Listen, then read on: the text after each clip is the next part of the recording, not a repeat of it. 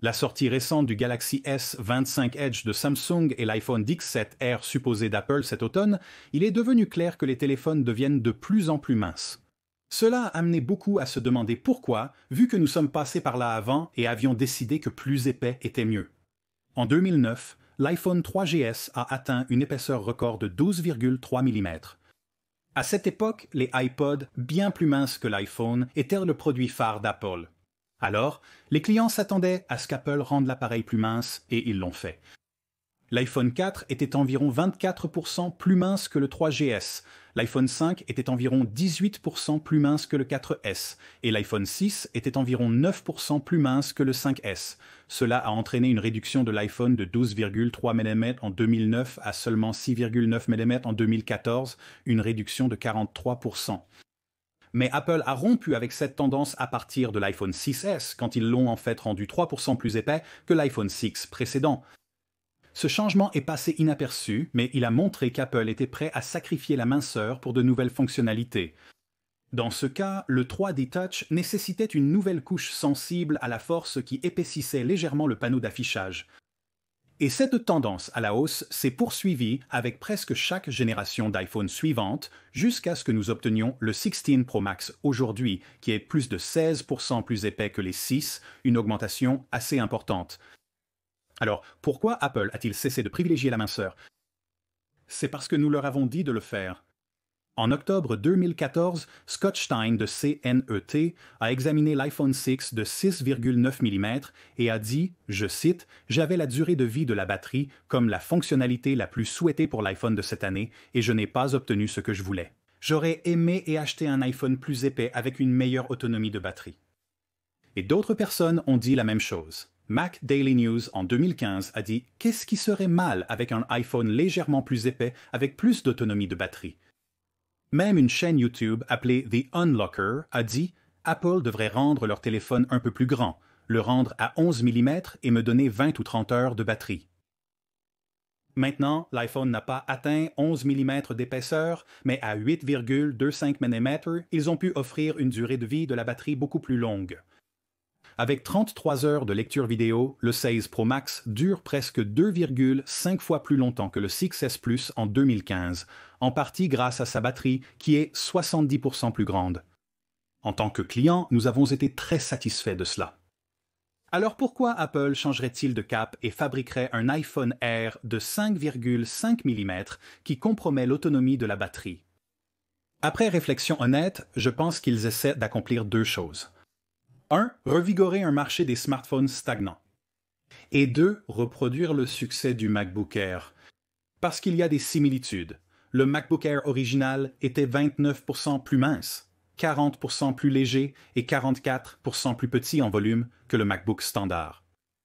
On s'attend à ce que l'iPhone X7R soit 33% plus mince, 36% plus léger et 33% plus petit en volume que le 16 Pro Max. De plus, le MacBook Air présentait le même écran de 13,3 pouces que le MacBook plus grand, tandis que le X7R est censé présenter un écran de 6,7 pouces, presque aussi grand que l'écran de 6,9 pouces sur le 16 Pro Max. Les deux produits ont des compromis similaires, comme une autonomie réduite et des fonctionnalités manquantes. Mais je pense qu'Apple s'est trompé dans son calcul en raison de la différence d'utilisation réelle entre les ordinateurs portables et les smartphones. La différence de poids entre le MacBook standard et le MacBook Air était de 2 livres. C'était l'équivalent d'un manuel scolaire. Transporter un MacBook Air était donc bien moins pénible pour le dos. De plus, sa finesse libérait de l'espace dans votre sac à dos pour d'autres choses, comme des dossiers et des cahiers. Mais ces avantages matériels ne se transposent tout simplement pas au smartphone. Nous les transportons tous dans une poche ou un sac. Et une économie de poids de 82 grammes en passant de l'iPhone 16 Max au X7R équivaut à une pile de post-it. Cela n'offre simplement pas beaucoup d'avantages pour les utilisateurs. Mais il a un inconvénient douloureux. Moins d'autonomie de batterie. Les MacBooks sont souvent utilisés près d'une prise, comme dans une salle de classe, une chambre, un bureau ou un café.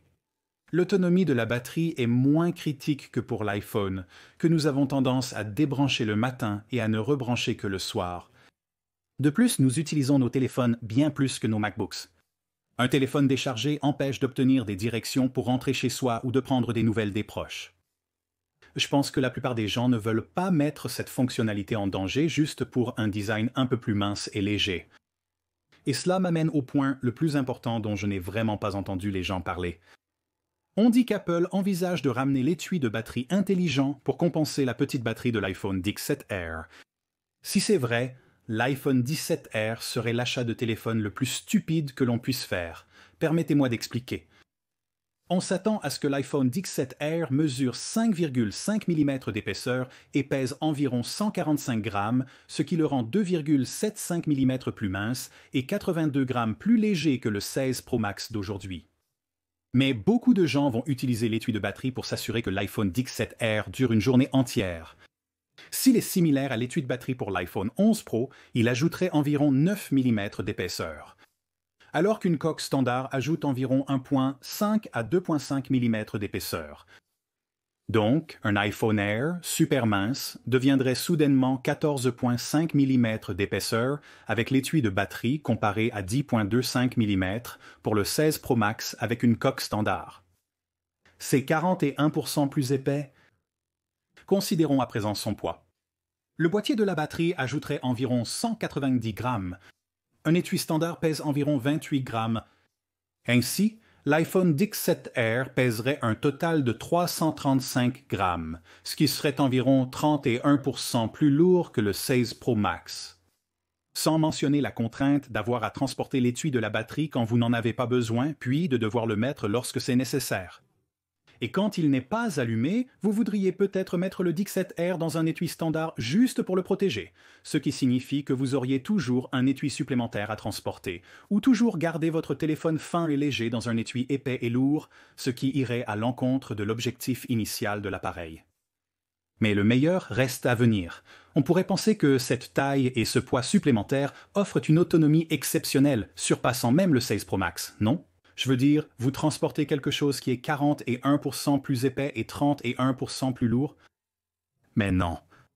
On s'attend à ce que la coque de la batterie soit de 1400 mAh. Combiné avec la batterie de 2800 mAh supposée du 17 Air, cela fait un total de 4200, ce qui est presque 9% plus petit que la batterie de 4600 mAh à l'intérieur du 16 Pro Max. Vous vous retrouveriez donc effectivement avec un téléphone plus grand, plus épais et plus lourd, qui a en réalité une durée de vie de batterie moindre. Mais nous n'avons pas encore fini. Les téléphones super minces ne compromettent pas seulement la durée de vie de la batterie, mais aussi les fonctionnalités premium, ce qui s'est avéré important pour les clients de smartphones. Le S25 Edge a une lentille ultra large de 12 mégapixels de résolution inférieure, comparée à 50 mégapixels sur le S25 Ultra. L'objectif principal a un capteur plus petit, donc une moins bonne performance en basse lumière. Et il n'a pas du tout d'objectif téléphoto, ce qui signifie pas de zoom optique de 5x. Il n'y a également pas de support pour le S Pen, et la charge filaire est plus lente à 25 watts comparée à 45 watts. Puis il y a le prix. À 1100 $, il coûte plus cher que le S25 Plus à 1000 $ qui a une meilleure autonomie de batterie et un meilleur système de caméra. Le S25 Ultra coûte seulement 200 $ de plus que l'Edge et possède toutes les fonctionnalités premium que les clients attendent des smartphones modernes. L'iPhone XR devrait aussi être dépourvu de certaines fonctions. Il n'aura qu'un seul objectif de caméra comme sur le 16e, ce qui avait déjà contrarié les gens sur cet appareil. Et il n'aura qu'un petit haut-parleur dans l'écouteur sans haut-parleur inférieur et une puce A19 de moindre performance au lieu de l'A19 Pro. Mais nous n'avons toujours pas fini. Maintenant, considérons le coût. Le précédent étui de batterie intelligent d'Apple coûtait 129 $, alors je vais être généreux et supposer qu'il n'augmente pas le prix. On s'attend à ce que le 17 Air coûte 900 $.